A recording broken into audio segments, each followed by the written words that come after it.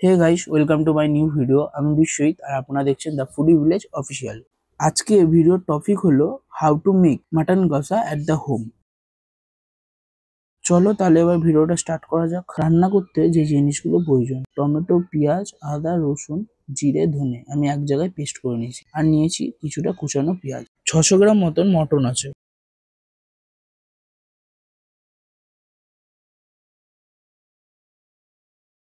গ্যাসের উপর একটা কড়াই বসিয়ে নিয়েছি আর দিয়ে দিয়েছি 100 গ্রাম মতন সরিষার তেল।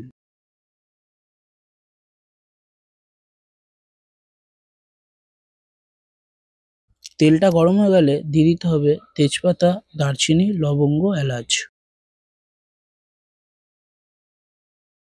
একটু ভালো মতন নাড়াচাড়া করে নিতে হবে। তারপর দিয়ে দিতে হবে কুচিয়ে রাখা পেঁয়াজটা, দিয়ে একটু ভালো মতন নাড়াচাড়া করে নিতে হবে।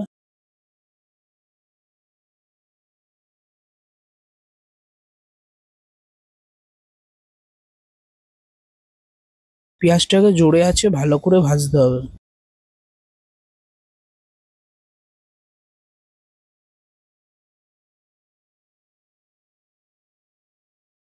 পেঁয়াজে একটু ব্রাউন রং চলে আসলে দিয়ে দিতে হবে বেটে রাখা মশলাটাও। তারপর দিতে হবে 2 চামচ হলুদ গুঁড়ো, লঙ্কার গুঁড়ো ব্যবহার করেছি 1 চামচ। আপনারা যেমন ঝাল খাবেন সেই বুঝে ঝাল দেবেন, আর নুনটা আপনাদের স্বাদ অনুসারেই দেবেন। অল্প একটু চিনি ব্যবহার করেছি স্বাদটা দ্বিগুণ হওয়ার জন্য। দিয়ে একটু জোরে আছে ভালো করে কষিয়ে নিতে হবে।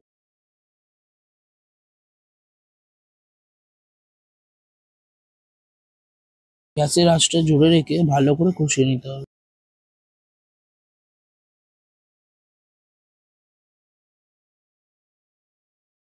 কষানো কমপ্লিট। এবার গ্যাসের আঁচটা লো ফ্লেমে করে চাপা দিয়ে রেখে দেবো 2 মিনিটের জন্য।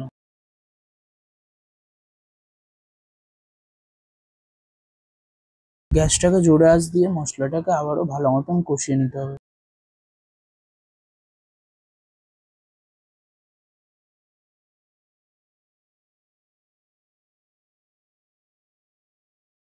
মশলাটা একটু ভাজা ভাজা হয়ে গেলে দিয়ে দিতে হবে ধুয়ে রাখা মটনটা, দিয়ে ভালো করে কষিয়ে নিতে হবে 2 মিনিট। মটনটা যত বেশি কষানো যাবে খেতে ততই ভালো লাগবে।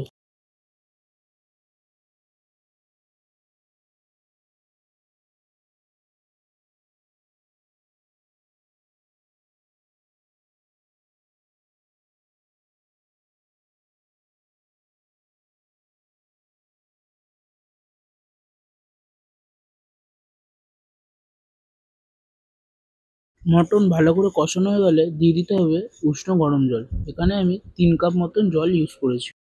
আবারও একটু কষিয়ে নিতে হবে ভালো মতন, দিয়ে চাপা দিয়ে দিতে হবে 2 থেকে 3 মিনিটের জন্য।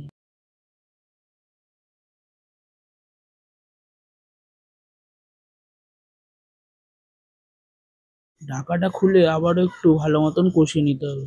তাহলে রেডি আমাদের মটন কষা। সো অলমোস্ট রেডি আমাদের মটন কষা। খেতে খুবই দুর্দান্ত।